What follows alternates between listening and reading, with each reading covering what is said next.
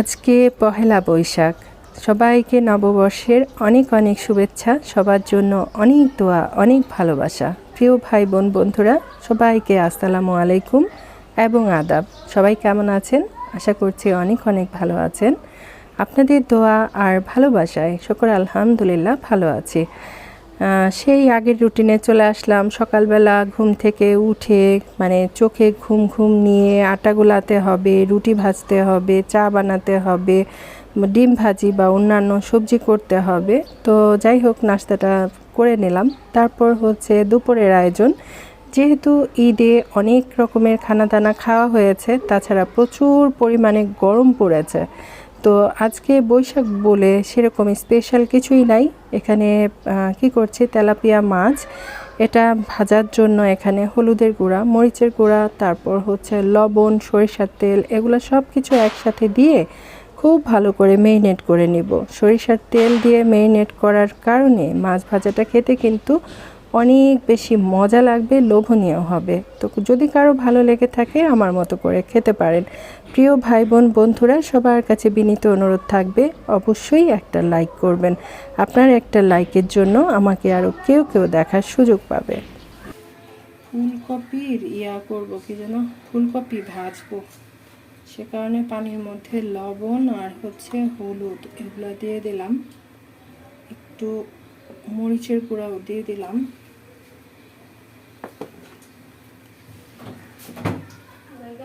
মজা না, এক গ্লাস পানি খাও, পানি খাও হাসিনা, পানি খাও। এই হচ্ছে ফুলকপি, এটা দিয়ে দিলাম। এটা ভাপ দিয়ে উঠাই নিব, তারপর ডুবো তেলে ভেজে নেব। অনেক মজার ছিমছাম একটা আইটেম, এটা খেতে অনেক বেশি মজা।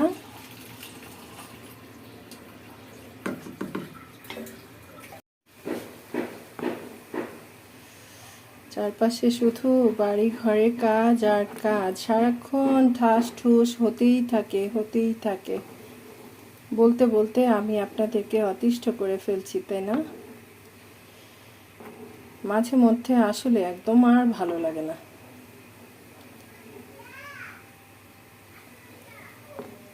এই তো, এটা এখন একটা ছাঁকনিতে করে ছেঁকে তারপরে এটা আমি একটু ডুবো তেলে ভাজবো, সাথে কয়েকটা শুকনো মরিচ ভাজবো। হলুদ আর মরিচ জাল হচ্ছে তো, সে কারণে কেমন যেন একটা ঝাঁজ আসছে আর গলার ভেতরে খচর খচর করছে। এই তো দেখানো হয়ে গেল। আসলে এগুলা হচ্ছে একদম মুখরোচক খাবার আর কি, যারা একবার খাবেন তাদের বারবার খেতেই ইচ্ছা করবে। ফুলকপিটা ভাপ দিয়ে তারপর পানি থেকে ঝরাই নিলাম।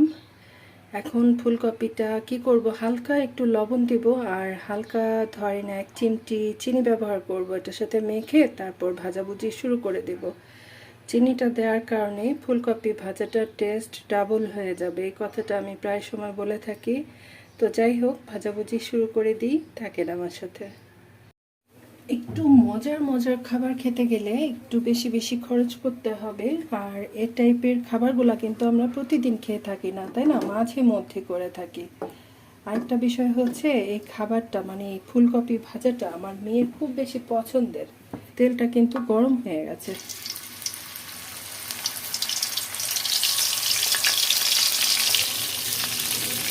আরেকটা বিষয় হচ্ছে, চুলার আঁচটা কিন্তু মিডিয়াম আঁচে রাখতে হবে, তাহলে এই ভাজাটা খুব বেশি সুন্দর হবে। বেশ কিছুদিন থেকে খেয়াল করছি, প্রায় সময় একটা দুইটা করে বন্ধু সংখ্যা কমেই যাচ্ছে। যাই হোক, মনটা মাঝে মধ্যে একটু খারাপ লাগে। এত ব্যস্ততার মধ্যেও ছোট ছোট করে ভিডিও রেখে আপনাদের সাথে শেয়ার করি। যাই হোক, একে একে সব রান্নাগুলাই করে নিচ্ছি। আজকে কিন্তু আমাদের সবই হালকা পাতলা খানা দানা। আর ছোটবেলায় যখন বৈশাখ মাস চলে আসতো, তখন আমার মাকে দেখতাম বৈশাখের প্রথম দিন আম ডাল রান্না করত, গরুর মাংস আলু দিয়ে ঝোল করে রান্না করত, তারপর পাট শাক রান্না করত, এগুলা থাকতোই। তারপর আমার বাবাকে দেখতাম বিশাল বড় বড় তরমুজ নিয়ে আসতো। তারপর বিকেলবেলা মেলা থেকে খই, উকড়া, নিমকি, পিঠি এগুলা নিয়ে আসতো। যেহেতু ছোট ছিলাম, বেলুন নিয়ে আসতো আমার জন্য। এভাবে আসলে ছোটোবেলার বৈশাখগুলা কাটানো হতো। এখন তো হরেক রকম খানা দানা, হরেক রকমের অনুষ্ঠান, গান বাজনা, অনেক কিছু যেগুলা আমরা ছোটোবেলায় খুব একটা দেখি নাই, তবে অন্যরকম একটা ফ্লেভার লাগতো, মানে একটু আনন্দ লাগতো। আর এবার যেহেতু ঈদ আর বৈশাখ পাশাপাশি পড়ে গেছে, সে কারণে খুব একটা আনন্দ বুঝতে পারছি না, আলাদা কোনো ফ্লেভার পাচ্ছি না। আর এই যে আমার মায়ের মতো করে আমিও আমডাল রান্না করেছি আজকে। শুধু আমার খানা দানা শেয়ার করলাম, খুবই সাধারণ আর খুবই মজার খাবার ছিল।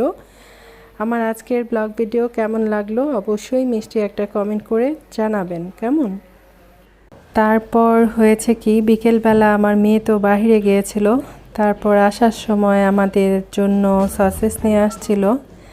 আর এই চিলি সসটা আমার খুব বেশি মজা লাগে। তো এই ছিল আজকে শেয়ার করার মতো। সবাই খুব বেশি বেশি ভালো থাকবেন, সুস্থ থাকবেন, আমার জন্য দোয়া করবেন। আল্লাহ হাফেজ, আসসালামু আলাইকুম।